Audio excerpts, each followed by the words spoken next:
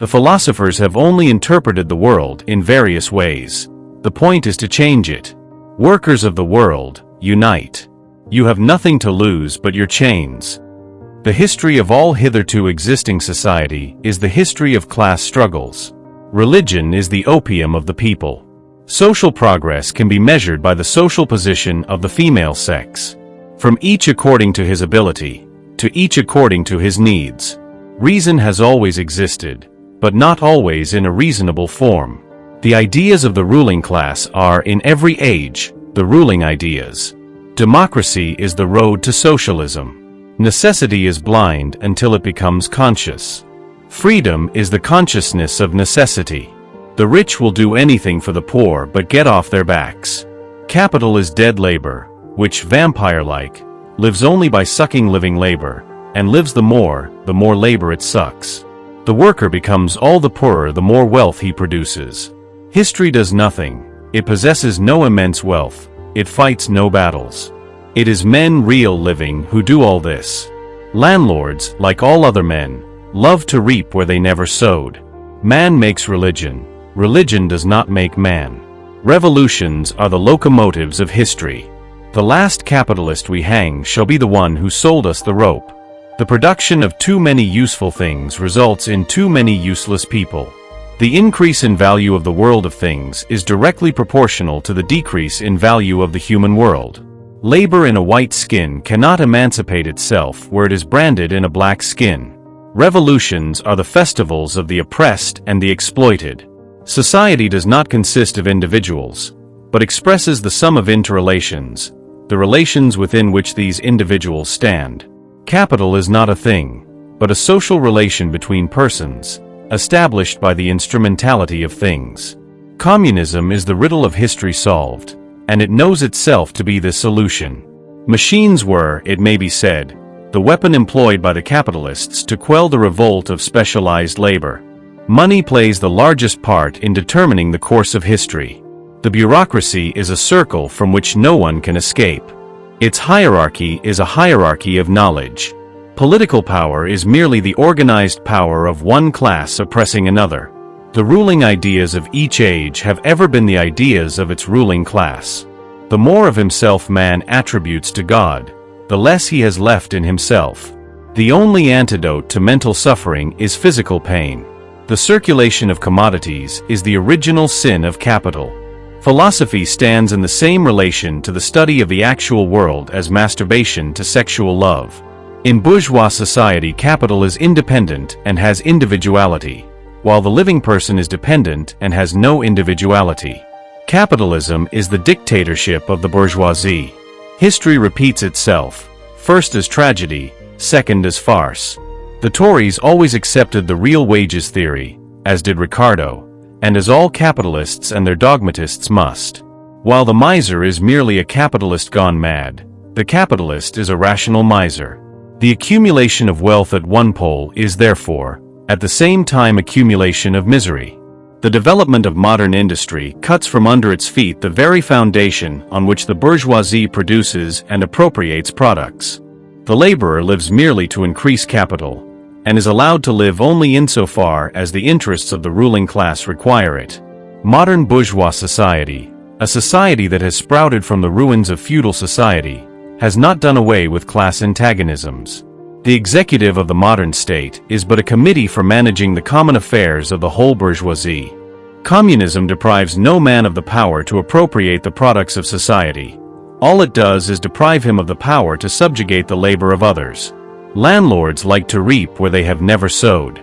Owners of capital will stimulate the working class to buy more and more expensive goods until their debt becomes unbearable.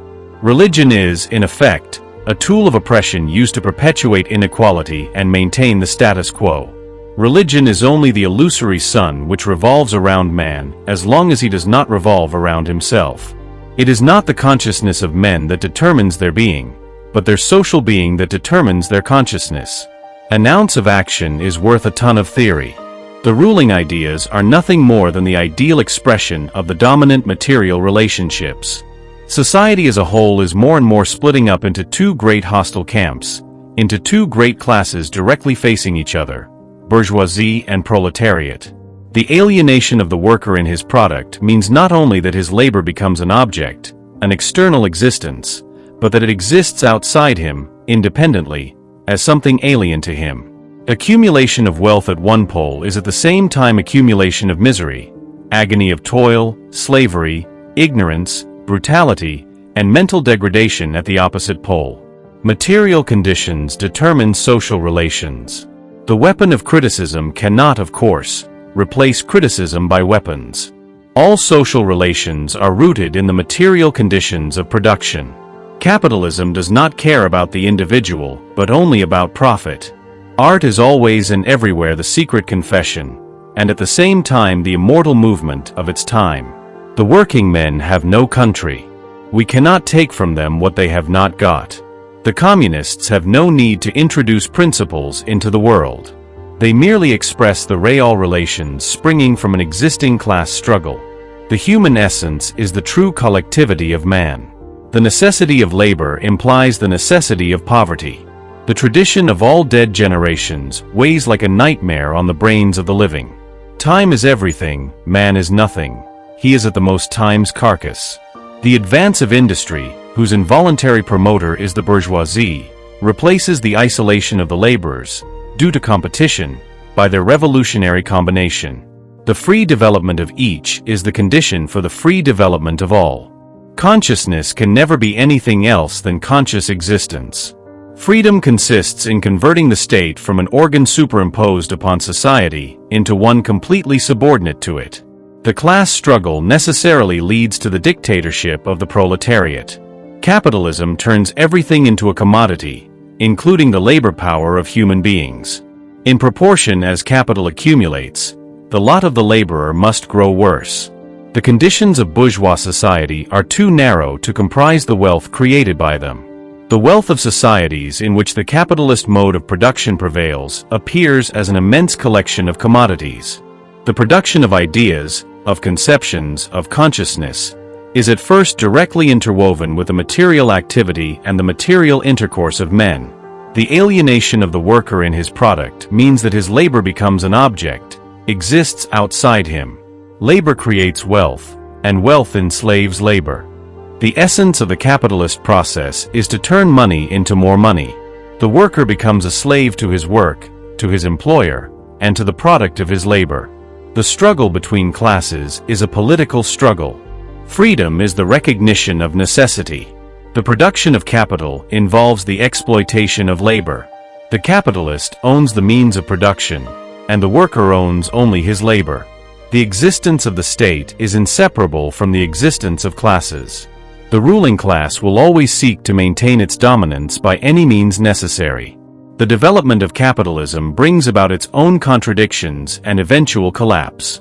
Under capitalism, people are alienated from their work, their products, and each other. The revolutionary transformation of society is necessary for human freedom. The conditions of production shape the conditions of life. The surplus value produced by labor is appropriated by the capitalist. Capital is a social power, not a personal one. The accumulation of capital leads to a concentration of wealth and power. Capitalism creates its own grave diggers in the form of the proletariat. The class struggle is not just an economic struggle, but also a political one. The emancipation of labor requires the abolition of private property in the means of production. The working class must organize and unite to overthrow the capitalist system. The contradictions of capitalism will inevitably lead to its downfall. The proletariat has nothing to lose but its chains and a world to win. Capitalism reduces human relationships to relationships of exchange. Property is theft when it is used to exploit the labor of others. The state exists to serve the interests of the ruling class. Labor is not only a means of survival, but a fundamental expression of human creativity. The worker becomes a mere cog in the machine under capitalism. Communism seeks to abolish the division of labor and the alienation it produces. Every economic system carries within it the seeds of its own destruction. The capitalist mode of production is based on the exploitation of the working class. The bourgeoisie produces its own gravediggers, the proletariat. The abolition of private property will lead to the liberation of humanity. The struggle for socialism is a struggle for human emancipation. Class divisions are the root cause of social inequality and injustice. The emancipation of women is tied to the emancipation of labor. Capitalism seeks to turn everything into a commodity, even human life. The contradictions of capitalism are evident in its periodic crises. Socialism seeks to replace competition with cooperation. The abolition of classes requires the abolition of private property. The bourgeoisie cannot exist without constantly revolutionizing the instruments of production.